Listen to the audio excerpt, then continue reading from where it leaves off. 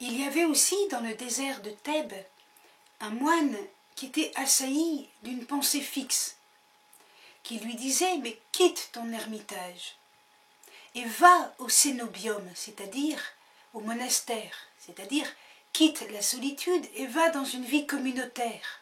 Là tu feras des progrès, parce que regarde dans ton ermitage, tu ne fais rien. Non pas tu ne fais pas des paniers d'osier ou des tapis, mais tu ne fais rien, c'est-à-dire que tu ne fais pas de prière, tu ne fais pas de jeûne, tu ne veilles pas, tu ne fais pas d'œuvre digne d'un bon ermite. » Alors, il va voir Abba Paphnus et Abba Jean. Abba Paphnus lui répond « Mange quand tu as faim, bois quand tu as soif, dors quand tu as sommeil, fais une prière matin, midi et soir. » Et Abba Jean lui dit « Mange quand tu as faim, dors quand tu as sommeil. » Il ne lui demande même pas de faire une prière matin, midi et soir. Et même un troisième Abba lui dit « Les pères t'ont dit les bonnes choses, va. » Autrement dit, c'est plus important pour ce moine de rester dans son ermitage, tout pauvre et incapable qu'il soit de faire une prière ou de jeûner, ou de même de penser à Dieu. Mais c'est plus important qu'il supporte la solitude et l'état dans lequel il se trouve, plutôt que de rêver à aller faire des progrès ailleurs. Voilà, et alors ce moine est resté dans son ermitage, et puis cette période de sécheresse n'a pas toujours duré. Il est devenu ensuite extrêmement fervent. C'était une épreuve temporaire. Il fallait simplement qu'il soit fidèle, sans chercher à se distraire de cette vie qu'il trouvait insuffisante. Il y avait dans le désert de Thèbes Abba Paul, et il prenait dans ses mains des serpents et les coupait par le milieu. Alors vinrent des confrères et lui faisaient la métanie, c'est-à-dire ils se prosternaient devant lui. Et celui-ci répondit « Pardonnez-moi, Père, lorsque quelqu'un a obtenu la pureté, toutes choses lui sont soumises, comme Adam lorsqu'il était au paradis. » On raconte aussi qu'il y avait à Sété un père du désert qui n'avait pas beaucoup de santé. Et le prêtre de Sété lui faisait apporter un peu de légumes, un peu de vin. D'ailleurs, ce père du désert avait un lit avec un petit oreiller, une couverture, chose que d'habitude les pères du désert n'ont pas. Il avait aussi des sandales, alors que les pères du désert vont pieds nus. Un jour arrive un Égyptien et il pense visiter cet Abba qui a réputation d'avoir des visions. Alors il entre et puis il voit qu'il y a un serviteur. Mais parmi les pères du désert, personne n'a un serviteur. Il voit le lit avec l'oreiller, la couverture.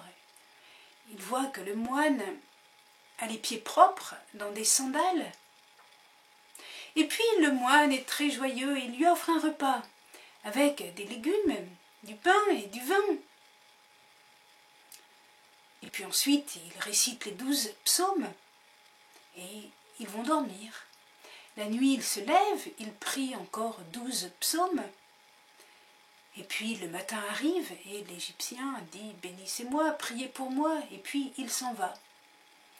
Mais le saint vieillard avait compris que l'Égyptien n'était pas du tout édifié. Il le savait. Alors il appelle son serviteur et il lui dit « Va le rechercher ».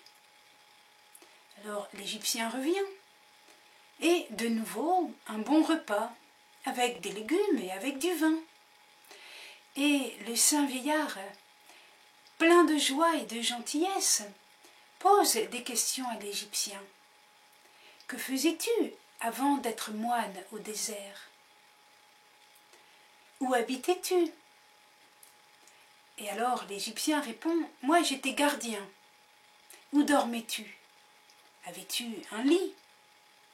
Non, je dormais dans un champ. Est-ce qu'il y a des lits dans un champ? Et que mangeais-tu? Je mangeais du pain sec et de temps en temps une salaison, c'est-à-dire un poisson salé, etc. Autrement dit, cet Égyptien sortait d'une certaine misère avant de venir avec les pères du désert. Et alors, le père du désert en question, le saint vieillard, commence à raconter à l'Égyptien. Moi, j'étais à Rome, dans la maison de l'empereur. J'étais un notable.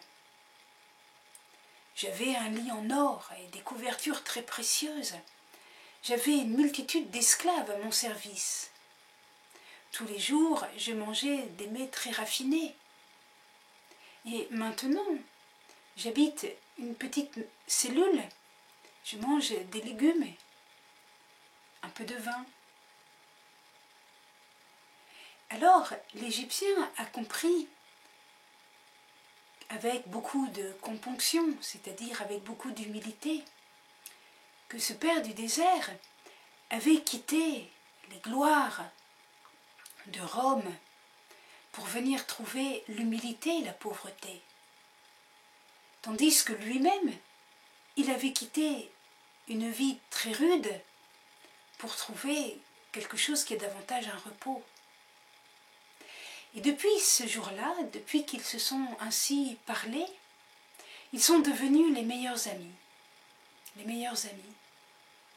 Ce vieillard qui avait une petite santé et quelques douceurs, comme justement cet oreiller ou ces légumes, et cet homme sorti des champs qui avait toujours connu une vie rude et qui soudain découvrait que l'un et l'autre avaient cheminé vers la sainteté, mais en partant d'un point de départ tellement différent. Voilà, une belle histoire d'amitié. Voici maintenant l'histoire de Abba Simon. C'était un anachorète, c'est-à-dire un moine ermite au désert, et il avait réputation de sainteté, de telle sorte que des gens venaient de loin, y compris des dirigeants, des notables, pour venir le consulter. C'est ainsi qu'un jour arrive un grand personnage qui vient, et que fait Abba Simon? Eh bien, il met son tablier, il accroche sa ceinture, et il va soigner un palmier. Et le grand dirigeant, pensant que c'est un ouvrier, s'en va. Une autre fois, il y a un autre grand dirigeant, et on avertit Abba Simon, oui, je me prépare. Il met un vêtement tout à fait grossier, il s'assied à l'entrée avec un gros pain et du fromage, et il mange en croquant à pleines dents dans son pain. Et le dirigeant, voyant la scène, se dit, mais je pensais qu'il y avait un anachorète ici. Où est le saint? Et ils font demi-tour. On s'est trompé de route. Voilà, c'est dit avec beaucoup d'humour, mais c'est une grande humilité de la part de ce moine qui veut simplement indiquer que c'est Dieu qui est la lumière, et non pas les hommes, fussent-ils des moines. Amas Synclétique disait encore, pour construire un navire, il faut des clous. Eh bien, dans la vie spirituelle, les clous, c'est l'humilité. Et elle faisait référence à un passage de l'Évangile où Jésus a montré un pharisien et un publicain. Le pharisien était très fier de ne pas être comme les autres hommes qu'il jugeait de haut, tandis que le publicain est très conscient de son passé de pécheur, et il implorait Dieu pour qu'il lui pardonne.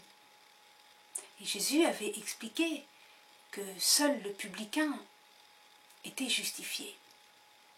Alors Amas Synclétique reprend cet exemple et dit « Ne sois pas comme le pharisien, mais sois comme le publicain ».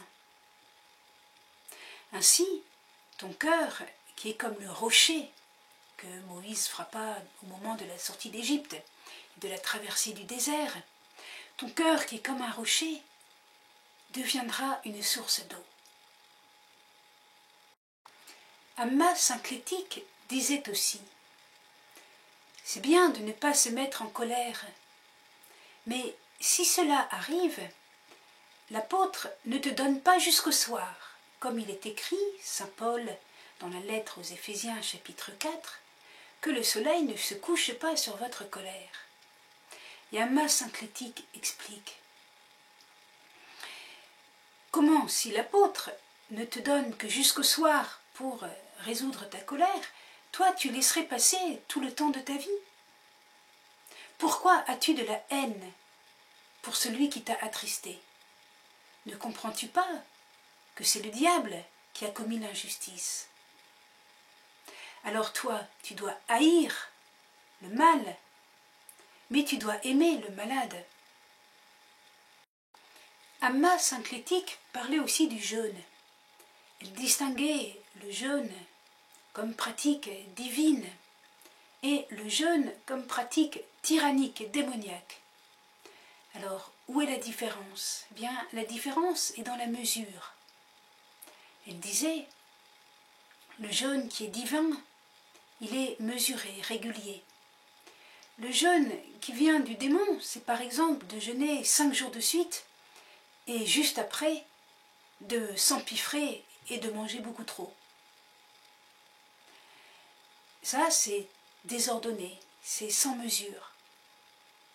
Elle disait aussi au sujet du jeûne, quand tu es jeune et sain ou saine, jeûne, alors tu thésaurises, car viendront des jours où tu seras plus âgé, fatigué, plus ou moins malade, tu ne pourras plus jeûner. Mais alors, grâce à ce que tu auras fait quand tu étais jeune, tu trouveras le repos. Il y avait au désert non seulement des hommes et des prêtres, que l'on appelait Abba, il y avait aussi des femmes consacrées, que l'on appelait Amma. Alors nous allons donner quelques souvenirs de Amma Synclétique. Elle disait notamment, il ne faut pas que celui qui n'a pas la pratique enseigne. Pourquoi? Bien parce que lorsqu'on enseigne, c'est comme si on recevait les autres dans notre maison. Et si la maison est délabrée, eh bien on risque un accident. On risque à ce que les hôtes reçoivent une poutre qui tombe du toit, etc. Ou un mur qui s'effondre. À travers cette image de la maison, Amma Synclétique faisait comprendre qu'il faut d'abord soi-même construire une demeure intérieure avant d'enseigner les autres. Voici l'histoire de Abba Philagrios. Il vivait dans le désert de Jérusalem et travaillait durement pour faire son pain. Un jour, il va au marché vendre son petit artisanat. Et voici qu'un homme perd sa bourse contenant 1000 pièces de monnaie. Alors Abba se dit, eh bien, il faut qu'il revienne pour venir la chercher. Et voici que l'homme revient pour venir la chercher. Il pleure parce qu'il a perdu son argent. Alors Abba Philagrios lui rend sa bourse. Et l'homme veut le retenir pour lui donner une partie de cet argent. Mais le saint vieillard refuse et s'enfuit secrètement, pendant que l'homme crie dans tout le marché « Venez voir l'homme de Dieu, venez voir l'homme de Dieu !» Mais l'homme de Dieu s'était enfui pour ne pas qu'on le glorifie. Abba Fortas était alité, il était malade, et il disait « Si Dieu veut que je vive, il sait bien disposer de moi. Mais s'il ne le veut pas, à quoi bon vivre ?» Et puis, il n'acceptait rien qu'on lui donne à lui. Il disait si les gens donnent à moi, je n'ai rien à leur rendre, donc ce n'est pas juste. Mais si les gens donnent pour Dieu, alors Dieu le leur rendra. Et puis il disait aussi, l'homme consacré à Dieu doit être si bien disposé, entre parenthèses, c'est-à-dire il doit être si bien disposé à ce que tout soit uniquement pour la gloire de Dieu. Il doit être si bien disposé qu'il ne doit rien considérer comme une injure. Nous allons conclure cette découverte des pères du désert. À grands traits, nous voyons que leur vie est une vie d'êtres humains, hommes et femmes, qui se laissent attirer par Dieu, par Jésus-Christ, notre Sauveur. Ils voient toutes choses en Dieu. Ils voient que Jésus aime les hommes, alors leur cœur devient compatissant. Nous avons vu des petites histoires où un père du désert était particulièrement compatissant pour quelqu'un qui avait été chassé ou pour un pécheur. Leur vie est une vie de prière et d'ascèse et de travail manuel. Nous pourrions raconter de nombreux petits témoignages où les pères du désert pleurent leurs péchés. À croire qu'ils pleurent toujours. En fait, non seulement ils pleurent leurs péchés, mais ils s'exercent à la vertu. Alors, ils s'imposent à eux-mêmes de petits exercices. Pour l'un, ce sera ne manger qu'après la 9e heure, c'est-à-dire 3 heures de l'après-midi. Pour l'autre, ne manger qu'une fois par semaine. Pour l'un, veiller le soir, et l'autre, se lever très tôt le matin, etc. Ils se mettent des petits exercices qui leur donnent de grandir dans les vertus à travers un certain courage, une certaine volonté, car il ne suffit pas de pleurer les péchés, il faut aussi montrer son amour. Il y a certains pères du désert qui ont des expressions assez fortes, sur lesquelles nous n'avons pas trop insisté. Par exemple, vous entendrez peut-être un jour cette expression « donne le sang et reçois l'esprit ». Qu'est-ce que ça veut dire tout simplement? Ça veut dire « quitte les passions et tu recevras l'Esprit Saint ». Le sang, c'est ce qui nous rend passionnés, mais de façon un peu désordonnée.